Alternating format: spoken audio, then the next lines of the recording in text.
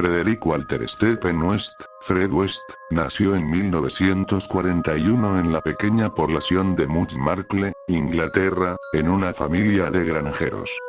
Fred no fue al colegio, o al menos no regularmente. Lo justo para aprender a leer y a garabatear unas cuantas líneas cuajadas de faltas de ortografía. Decían que era bueno en las tareas del campo, pero Fred detestaba la vida rural. Un día, al cumplir 15 años, se marchó sin decir nada y pasó un mes, durmiendo en la calle y sin lavarse. Luego volvió a casa. Allí le esperaba un padre alcohólico y una madre que le había mostrado los caminos del sexo desde los 12 años. Así, no es raro que Fred abusase de su hermana pequeña. Tenía 20 años cuando fue procesado por violarla. Él no lo negó. ¿Qué tenía de malo acostarse con una chica de 13 años? A pesar de que el caso llegó a juicio, fue sobreseído. West había ganado al sistema su primera batalla. Para entonces, Fred ya había dejado Markle y vivía intermitentemente en diferentes ciudades de Gloucestershire. Había pasado unos meses embarcado, y aquel período le proporcionó material para fanfaronear durante el resto de su vida. Claro que entonces ya nadie tomaba a Fred demasiado en serio. La gente le consideraba un fantasma capaz de inventarse las historias más inverosímiles. La realidad es que West era solo un aldeano semianalfabeto, tosco y grosero, de facciones vulgares y rudas. Eso sí, tenía un pico de oro. Por eso a veces daba el pego, y quienes no le conocían se tragaban algunas de sus mentiras. En 1962, Fred se casó con Jenna Costello. Rena tenía una niña de 1 año llamada Charmaine, a la que West adoptó, y pronto el matrimonio tuvo su primera hija, Anne-Marie. Vivían en una caravana, y durante unos años anduvieron de aquí para allá. Fue por esa época cuando un tipo alertó a la policía de que Fred West llevaba encima una colección de Polaroids de órganos sexuales, pero los agentes contestaron que eso era asunto del señor West. Nadie se acordó de la denuncia cuando, semanas más tarde, un adolescente fue hallado colgado de una viga con un montón de fotos pornográficas bajo sus pies. Lo curioso es que aquel chico había sido visto varias veces por la ciudad en compañía de Fred West. El primer crimen oficial cometido por Fred West tuvo lugar en 1967. Entonces tenía una aventura con una jovencita llamada Anne Enfield, que esperaba un hijo suyo. Fred la mató y enterró sus restos en un prado cerca de Markle. Para entonces, las cosas con Rena ya no iban bien, y la pareja pasaba separada casi todo el tiempo. En cuanto a las niñas, saltaban de casa de papá a casa de mamá, y de allí a algún hogar de acogida. Y entonces, en 1969, Fred conoció a Rosemary Letts y empezó para él una nueva historia. Quienes la conocían aseguraban que Rose era una chica de cuidado. Tenía 15 años y la experiencia sexual de una prostituta de 50. Fred la encontró perfecta. Le encantaba la pornografía, le encantaban las perversiones, le encantaba la promiscuidad y no le importaba que la mirasen cuando practicaba sexo. Se casaron enseguida. Su primera hija, Heather, nació en 1971, y Fred decidió que Rena y Charmaine se habían convertido en un estorbo. Así que las mató a las dos y las enterró en Markle. Cuando llamaron del colegio de Charmaine diciendo que la niña llevaba una semana sin ir a clase, Fred dijo que su madre y ella se habían mudado. Nadie quiso saber más. Se habían mudado y punto. En 1972, los West se dijeron que ya estaba bien de vivir en una caravana y se trasladaron al número 25 de Cromwell Street. Fred estaba encantado con aquella casa, que alquiló primero y compró en cuanto pudo. Se pasaba la vida haciendo obras. La casa tuvo siempre un aspecto horrible y estaba llena de herramientas y de trozos de cosas raras que Fred iba recogiendo en su furgoneta. Todo le valía, desde un neumático pinchado hasta ropa vieja. Llevaban solo unos meses en la casa cuando los West llevaron a cabo un ensayo general de lo que vendría después. Agredieron sexualmente a la niñera de sus hijos, una chica llamada Carol, que fue sometida durante horas a todo tipo de vejaciones. La muchacha les denunció, pero la policía logró convencerla de que retirase las acusaciones de violación. Tendría que testificar, recordar y ante un tribunal todas las cosas que le habían hecho los West. Y nadie creería su versión. Eres facilona, ¿verdad, Carol? Muchos chicos de Gloucester estarían dispuestos a declararlo. Ningún juez se va a tragar tu historia. Estabas en el ajo, ¿a que sí? Aceptaste participar en un jueguecito, y quizá a los West se les fue la mano. Carol Raine se asustó. Los West fueron condenados, por 2 cargos menores de abuso y lesiones, a pagar una multa de 100 libras. No les haríamos ningún bien enviándoles a la cárcel, dijo el juez. Esta fue la segunda victoria de Fred West. Y esta hizo que se creyese invulnerable. La suerte estaba de su parte. La ley estaba de su parte. La función acababa de empezar. Anne-Marie, su hija mayor, tenía 8 años cuando Fred comenzó a violarla con la ayuda de Rosemary.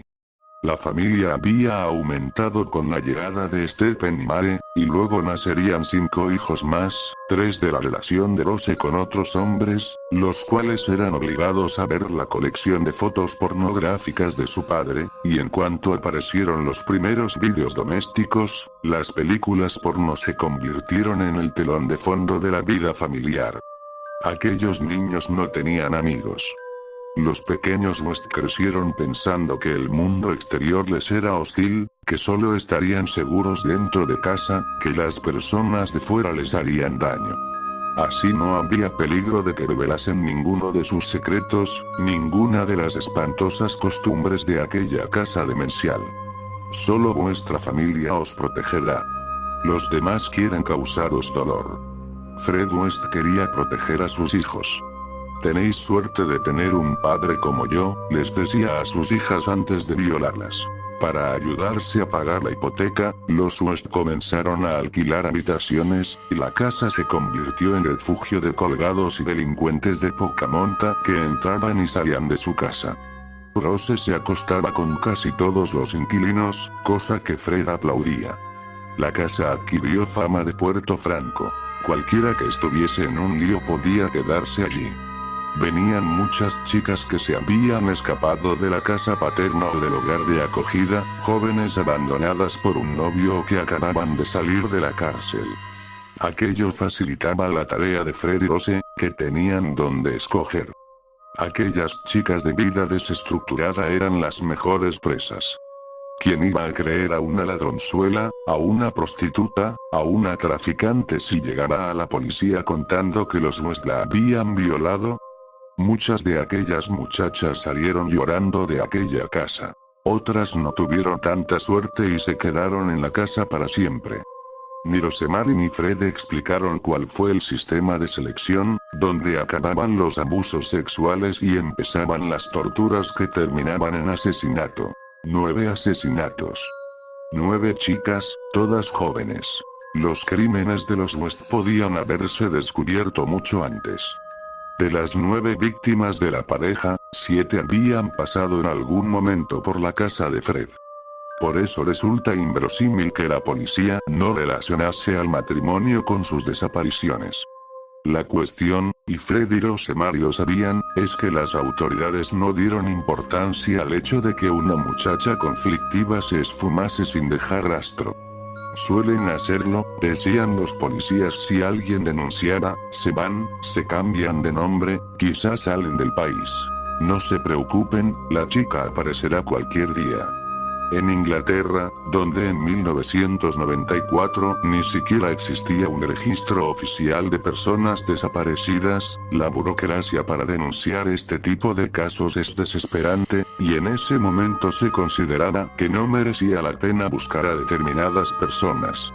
Solo 2 de las víctimas de los West rompían ese patrón. 2 estudiantes universitarias, Teresa Siegenthaler y Lucy Partington. Lucy Siegenthaler era prima del escritor Martin Amis.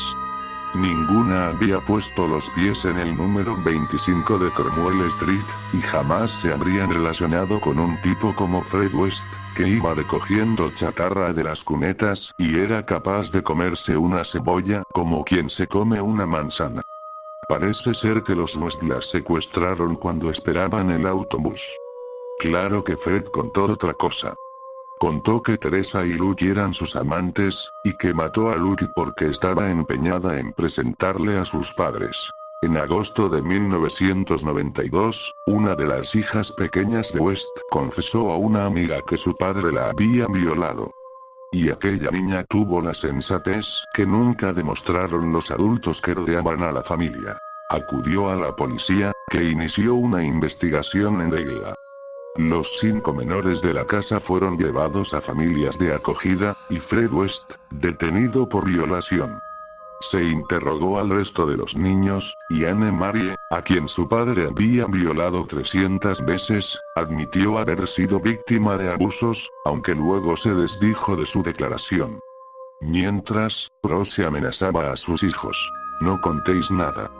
Destruiréis a la familia, les decía. En la casa de Cromwell Street, la policía requisó decenas de vídeos pornográficos que protagonizaba Rose. El visionado de aquellas cintas impresionó a investigadores curtidos. Y a pesar de todo, dejaron que aquel año Fred volviese a casa para pasar las Navidades. Luego, un año más tarde, un juez decidió no llevar adelante el caso. Había contradicciones en los testimonios de los niños. Así que, en junio de 1993, Fred volvió a la vida normal, fue readmitido en su trabajo y se le devolvió la custodia de sus hijos menores. Sin embargo, una oficial de policía, la detective Asel Savage, no las tenía todas claras. Porque las distintas familias de acogida de los 5 pequeños West habían coincidido al extrañarse de una broma que gastaban a menudo los niños. Heather está en el sótano, decían, papá dice que Heather está en el sótano. Savage movió todos los hilos, tocó todas las puertas y consiguió una orden para hacer un registro a fondo de la casa de los West. El 24 de febrero de 1994, unos policías armados de picos y palas llegaron a la casa de Fred. 4 días más tarde aparecieron unos restos humanos. Para entonces, Fred ya había admitido haber asesinado a su hija. Pero la sorpresa llegaría cuando encontraron 3 fémures. En los días siguientes, los cuerpos de 9 mujeres aparecieron en el sótano de la casa de Fred. Y Rosemary West fue acusada de haber sido cómplice de su marido. Mientras, la línea de la policía se colapsaba con las llamadas de parientes de muchachas desaparecidas en los últimos 20 años en la región de Gloucestershire, y hordas de periodistas tomaban la ciudad para obtener información sobre la familia West. Lo curioso es que nadie hablaba mal de Fred, e incluso muchos se referían a él como un tipo encantador. Era un modo de verlo. Un tipo encantador que invitaba a sus compañeros de trabajo a presenciar películas de porno casero protagonizadas por su propia esposa. Un tipo encantador que, en el pub, solía mostrar polaroids de órganos sexuales. Un tipo encantador cuyos hijos solo salían de casa para ir a hacer la compra, que siempre estaban tristes, que vestían ropas 3 tallas más grandes. Un tipo encantador. Lo que devolvió los estómagos y las conciencias de los británicos fue la absoluta inoperancia de las autoridades. Durante 20 años, West había estado dejando pistas por el camino, como un rastro de migas de pan en forma de abusos, de agresiones, de comportamientos sospechosos. Empezaron a conocerse evidencias de que hubo decenas de oportunidades de parar los pies al monstruo. Una vez, cuando Anne-Marie tenía 12 años, su profesor de gimnasia informó a la asistencia social de que la niña solía lucir moratones en las piernas y en los brazos. Una funcionaria se presentó en la casa de Fred, y allí la recibió Rose, que estuvo encantadora. Ofreció a su visitante una taza de té, y charlaron sobre lo difícil que es atar en corto a una niña traviesa. La trabajadora social se dio por satisfecha y dijo que todo estaba en orden en aquella casa. Ahora parece increíble que aquella mujer no viese ningún detalle sospechoso, como también que en el colegio al que asistían los West nadie se extrañase de la conducta de aquellos niños tímidos y mal vestidos. Aquellos niños que hacían planes para fugarse de casa, que hablaban en susurros, que faltaban a clase cada 2 por 3. Una de las niñas llegó a acumular 50 faltas de asistencia en un solo curso, que lucían moretones, que hablaban de sexo con alarmante naturalidad. Todo está en orden. Eso mismo se decían los vecinos. Pero ¿cómo es posible que en más de 20 años nadie notase algo extraño en la casa? Que nadie escuchase gritos, que a nadie escamasen las entradas y salidas de la furgoneta de Fred. Que nadie se preguntase de dónde salía y a dónde iba toda aquella gente extraña que frecuentaba la casa de Fred. Los británicos presumen siempre de su discreción, del escrupuloso respeto hacia la privacidad, del carácter sacrosanto que tienen las vidas ajenas. Los vecinos de los West tenían que saber que en aquella casa había gato encerrado. Pero se dijeron, conforme a la idiosincrasia inglesa, que aquello no era asunto suyo. La exquisitez británica fue, en este caso, un as en la manga para el modus operandi de Fred West. En enero de 1995, Fred West se suicidó en la celda de una cárcel, donde aguardaba su juicio por 12 asesinatos. Sabía que en todas las cárceles británicas estaban esperando su llegada para ofrecerle una bienvenida especial. Fred era un cobarde incapaz de enfrentarse a nada, mucho menos a la implacable ley de los presos que señala a violadores y asesinos de niños. Así que se fabricó una cuerda con trozos de sábana y se colgó. Muchos consideraron aquella muerte como la última burla al sistema por parte de Fred West.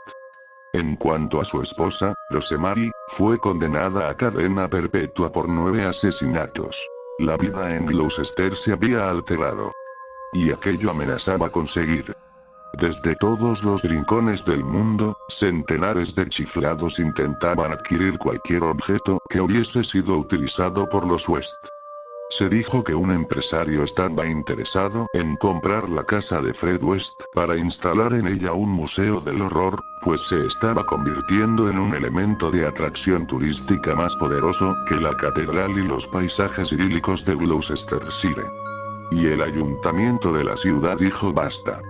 Una vez que la policía confirmó que las pesquisas habían terminado, se tomó la decisión de destruir la casa de la infamia. Más que eso, se dedujo a polvo todo cuanto los West habían usado, tocado o mirado durante aquellos años terribles. El solar fue transformado en un paso entre calles, de modo que hoy, después de la muerte de Frederick West, no queda de la casa de los horrores más que un recuerdo y una leyenda negra que los vecinos de Gloucester prefieren olvidar.